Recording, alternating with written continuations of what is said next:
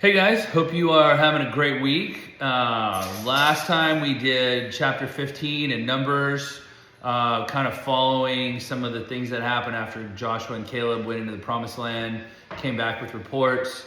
So anyway, we've got a little uprising coming up here with some jealousy. So we'll jump into it. Numbers chapter 16. Korah, son of Izhar, the son of Kohath, the son of Levi, and certain Reubenites, Dathan and Abiram, sons of Eliab, and On, son of Peleth, became insolent and rose up against Moses. With them were 250 Israelite men, well-known community leaders who had been appointed members of the council. They came as a group to oppose Moses and Aaron and said to them, "You have gone too far. The whole community is holy, every one of them, and the Lord is with them. Why do you set yourselves above the Lord's assembly?" So they're like, "What makes you so special?" When Moses heard this, he fell face down. Then he said to Korah and all his followers, "In the morning, the Lord will show who belongs to him and who is holy, and he will have that person come near him. The man he chooses, he will cause to come near him. You, Korah, and all your followers are to do this. Take censers, and tomorrow put burning coals and incense in them before the Lord. The man the Lord chooses will be the one who is holy. You Levites have gone too far." Moses also said to Korah, "Now listen, you Levites. Isn't it enough for you that the God of Israel has separated you from the rest of the Israelite community and brought you near himself to do the work of the Lord's tabernacle and to stand before the community and minister to them? He has brought you and your fellow Levites near himself. But now you are trying to get to the priesthood too. It is against the Lord that you and all your followers have banded together. Who is Aaron that you should grumble against him?" So he's like, "Look, you're already serving in the church here. You're not part of the military side of this thing. You don't have to go to war. You're serving Aaron. You're serving the church. But now you think, oh, we're all holy, so what makes Moses so special? And what makes Aaron so special is essentially what he's saying." And Moses is like, "Dude, you should just be happy that this is your job and this is where you're at." So anyway, they're getting a little jealous and getting a little full of themselves. Then Moses summoned Dathan and Abiram, the sons of Eliab. But they said, "We will not come. Isn't it enough that you have brought us up out of a land flowing with milk and honey to kill us in the wilderness? And now you also want to lord it over to us. Moreover, you haven't brought us into a land flowing with milk and honey or given us an inheritance of fields and vineyards. Do you want to treat these men like slaves? No, we will not come." I sound like Veruca Salt, you know? Then Moses became very angry and said to the Lord, "Do not accept their offering. I have not taken so much as a donkey from them, nor have I wronged any of them." Moses said to Korah, "You and all your followers are to appear before the Lord tomorrow, you and they and Aaron. Each man is to take a censer and put incense in it, 250 censers in all, and present it before the Lord." So Moses, I go back to this, I haven't even taken a donkey from them. He's so humble. Moses is so humble about this. And he's just trying to do what God said. And then every time it's like, well, who died and put you in charge, you know? So he set him to a test right now. So each of them took his censer, put burning coals and incense in it, and stood with Moses and Aaron at the entrance to the tent of meeting. When Korah had gathered all of his followers in opposition to them at the entrance to the tent of meeting, the glory of the Lord appeared to the entire assembly. So they're all going to see this. The Lord said to Moses and Aaron, "Separate yourselves from this assembly so I can put an end to them at once." But Moses and Aaron fell face down and cried out, "O God, the God who gives breath to all living things, will you be angry with this entire assembly when only one man sins?" Then the Lord said to Moses, "Say to the assembly, "Move away from the tents of Korah, Dathan, and Abiram." Moses got up and went to Dathan and Abiram, and the elders of Israel followed him. He warned the assembly, "Move back from the tents of these wicked men. Do not touch anything belonging to them, or you will be swept away because of all their sins." So they moved away from the tents of Korah, Dathan, and Abiram. Dathan and Abiram had come out and were standing with their wives, children, and little ones at the entrance to the tents. Then Moses said, "This is how you will know that the Lord has sent me to do all these things, and that it was not my idea. If these men die a natural death and suffer the fate of all mankind, then the Lord has not sent me. But if the Lord brings about something totally new, and the earth opens its mouth and swallows them with everything that belongs to them, and they go down alive into the realm of the dead, then you will know that these men have treated the Lord with contempt." He's really drawing a line in the sand here. He's saying, if he's right, if God picked him, then they're fine. But if these people are going against Moses, who God has chosen, then the earth will open up and swallow them whole. That's what Moses is saying. As soon as he finished saying all this, the ground under them split apart, and the earth opened its mouth and swallowed them and their households and all those associated with Korah, together with their possessions.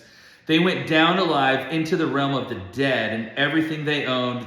The earth closed over them, and they perished and were gone from the community. At their cries, all the Israelites around them fled, shouting, "The earth is going to swallow us too." And fire came from the Lord and consumed the 250 men who were offering the incense. The Lord said to Moses, so I did notice though, Dathan, spelled like Nathan but with a D, and then Abiram, they brought their families out. But this should have left no doubt who God's appointed leader was. Scripture is careful to note, though, that Korah's son did not join the rebellion. So it's Korah. So Korah. I have a Korah and it's a girl. This is a guy. So, but his son did not come out to be part of it. So it must have been a house divided there. But the other houses, they just got swallowed whole. The Lord said to Moses, "Tell Eleazar, son of Aaron, the priest, to remove the censers from the charred remains." So that there's 250 dudes out there holding these like rods with a little bulb in it, and they're burning some incense to the Lord. God just torched all 250 of them. And then says, pick the censers up out of the rubble, out of the ashes that I just torched all these 250 people. Lord said, "Tell Eleazar, son of Aaron the priest, to remove the censers from the charred remains and scatter the coals some distance away, for the censers are holy, the censers of the men who sinned at the cost of their lives. Hammer the censers into the sheets to overlay the altar, for they were presented before the Lord and have become holy. Let them be a sign to the Israelites." So he's like, melt all the gold down, put it on the offer, so anytime anybody comes in to see this, they remember. So Eleazar the priest collected the bronze censers brought by those who had been burned to death, and he had them hammered out to overlay the altar, as the Lord directed him through Moses. This was to remind the Israelites that no one except the descendant of Aaron should come to burn incense before the Lord, or he would become like Korah and his followers. The next day, the whole Israelite community grumbled against Moses and Aaron. "You have killed the Lord's people," they said. This blows my mind because like the earth literally swallowed them whole, and that they would think anybody but the one true living God did this. And Moses like, I didn't choose this. God chose me, and I'm doing my best, and I'm not taking anything from your guys. I'm just trying to do right by God and what he says. But when the assembly gathered in opposition to Moses and Aaron and turned toward the tent of meeting, suddenly the cloud covered it, and the glory of the Lord appeared. Then Moses and Aaron went to the front of the tent of meeting, and the Lord said to Moses, "Get away from this assembly so I can put an end to them at once." And they fell face down. Then Moses said to Aaron, "Take your censer and put incense in it, along with your burning coals from the altar, and hurry to the assembly. Okay, so let me back up here. So everyone's grumbling at Moses about what just happened. God smoked 250 people plus the families of the 3 rebellious folks. Korah, and then Dathan and his family, and houses, homes, tents, possessions, and Abiram, same thing. So and then he torches the 250 that were following them, and then people still came out and they started grumbling. So then, when the assembly gathered in opposition to Moses and Aaron and turned toward the tent of meeting, suddenly the cloud. So these people are grumbling against them too. Suddenly a cloud covered it, and the glory of the Lord appeared. So God's coming to save Aaron and Moses, who are still sticking up for him. Then Moses and Aaron went to the front of the tent of meeting, and the Lord said to Moses, "Get away from this assembly so I can put an end to them at once." When God gets angry, he gets angry. We try to stay on his good side here. And they fell face down. Then Moses said to Aaron, "Take your censer and put incense in it, along with burning coals from the altar, and hurry to the assembly to make atonement for them. Wrath has come out from the Lord. The plague has started." Moses is still trying to save these people who are mad at him, and God's ready to punish them for being so rebellious. So he's sending Aaron to go make atonement and time out, God, it's okay, peace, peace, please. So Aaron did as Moses said and ran into the midst of the assembly. But the plague had already started among the people. But Aaron offered the incense and made atonement for them. He stood between the living and the dead, and the plague stopped. But 14,700 people died from the plague, in addition to those who had died because of Korah. Then Aaron returned to Moses at the entrance to the tent of meeting, for the plague had stopped. Well, that's a little rebellion and some inter-church jealousy that was happening. And Moses and Aaron have showed to be humble time and time again, only trying to do what the Lord wants. And these people see power and they're saying, "Where is this land you promised us?" And they're just not following God, and they're just throwing temper tantrums. So God handled them, and 15,000 people died. 14,700 plus the family, the 250, and then the family. So about 15,000 total.